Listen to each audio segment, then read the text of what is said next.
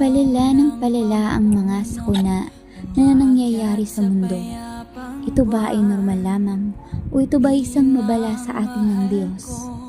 Kung ating pagninilayan ang mga nangyayari sa ating mundo, mauunawaan natin na ang mga pangyayari ay hindi nagkataon o normal na nangyayari lamang.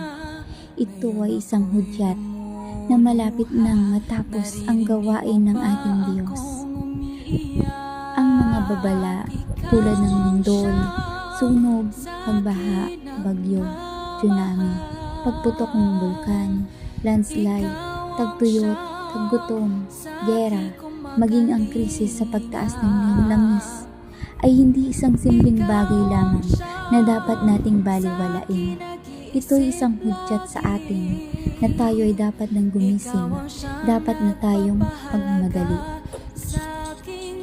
Ang madalas at lumalalang mga sakuna ay palatandaan na tayo ay nasa huling kapanahunan na at ang katapusan ng lahat ng bagay ay nalalapit na. Ang mga ito ay hindi lamang simpleng pangyayari, kundi paraan ng Diyos upang gisingin ang sangkatauhan, upang maalaala natin siya, magbalik loob at makita ang tunay na kalagayan ng mundo at ng ating sarili.